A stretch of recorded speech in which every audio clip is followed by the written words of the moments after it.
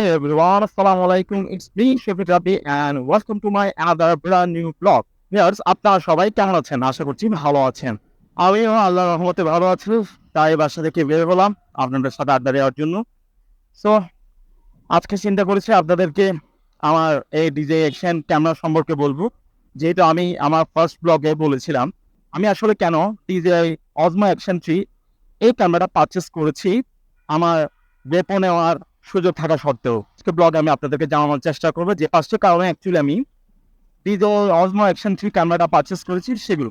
আগে একটা সময় কিন্তু GoPro-কে বিট করার মতো কোনো ক্যামেরা কিন্তু ছিল না। যার কারণে তখন ইন এভারেজে সবাই এক নামেই চিনতো, সেটা হচ্ছে GoPro লাইক আইফোন। আসলে যে GoPro-কে বিট করার মতো ক্যামেরা যে আছে সেটা কিন্তু প্রমাণ করেছে ডিজে এই ক্যামেরাগুলো। আমি অনেক অনেক ঘাটাঘাটি করছি অনলাইনে এবং অনেক রিসার্চ করছি, অনেক জনের রিভিউ দেখছি।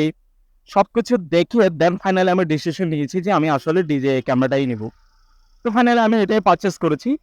তো আমি যে ৫টি পয়েন্ট আমার চোখে লাগছে বা আমার ভালো লাগছে, যে ৫টি কারণে আমি ডিজে অজমো অ্যাকশন যে ক্যামেরা পারচেজ করেছি, সেগুলোর মধ্যে প্রথম যে রিজন সেটি হচ্ছে ডিজে অ্যাকশন ক্যামেরাটির ভিডিও কোয়ালিটি অনেক ভালো, অনেক ওয়াইড ভিউ আসে। এটি একটা ছিল প্রথম মূল কারণ। অর্থাৎ GoPro-তে যে পরিমাণ ওয়াইড পাবেন আপনি, তার চেয়ে কিন্তু কিছুটা হলেও বেশি ভিউ পাবেন, ওয়াইড ভিউ পাবেন আপনি ডিজেল ক্যামেরাগুলোতে। এটা হচ্ছে আমার ফার্স্ট রিজন। সেকেন্ড যে রিজন, অর্থাৎ সেকেন্ড যে কারণ আমি ক্যামেরাটা কিনেছি, সেটি হচ্ছে মাইক্রোফোনের যে ঝামেলা সাধারণত আমরা GoPro-তে ফেস করে থাকি।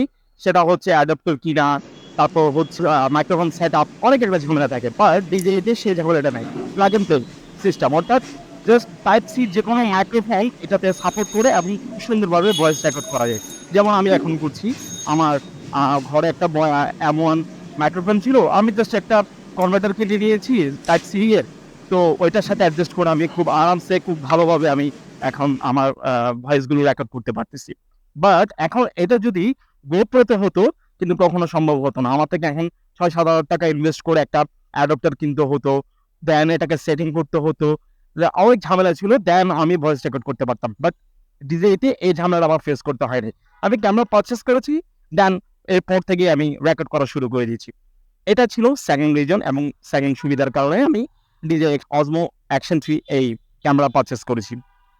থার্ড যে রিজন, যে কারণে আমি অ্যাকচুয়ালি এই ক্যামেরাটা পারচেস করেছি, সেটি হচ্ছে থার্ড রিজন যেটি, সেটা হচ্ছে আপনার খুব ইজিলি এই ক্যামেরাতে মাউন্ট করা যায় হেলমেটে বা যেকোনো জায়গায়, সাইকেলে হোক যেখানে হোক।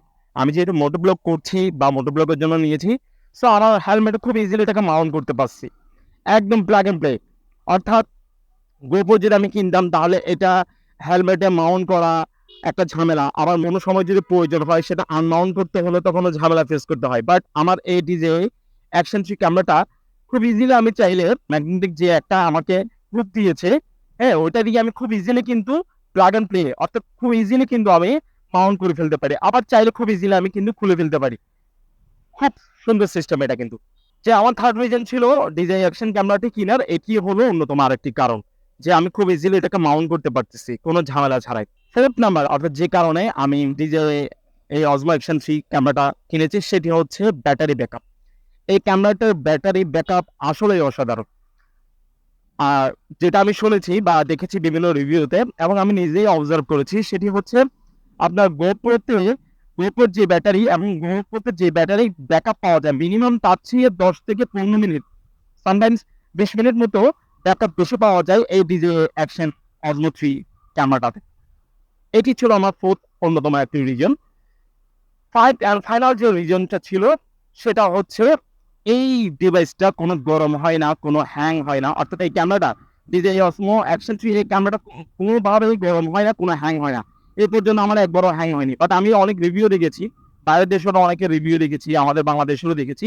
তারাও সেম কথা বলেছে যে অ্যাকচুয়ালি GoPro যে পরিমাণ হ্যাং হয় আর যে পরিমাণ গরম হয়, হিট হয়, কিন্তু তার অর্ধেকও কিন্তু ডিজে অসমো অ্যাকশন 3 এই ক্যামেরা কিন্তু তার অর্ধেক কি হয় না। আমি ইউজ করতেছি বেশ কয়েকদিন, এখনো কিন্তু আমার ডিভাইস, অর্থাৎ আমার এই ক্যামেরাটা গরম হতে আমি এখনো দেখিনি, হ্যাং হতে একবারও কিন্তু দেখিনি। কিন্তু GoPro-তে এই প্রবলেমটা খুব বেশি একদম।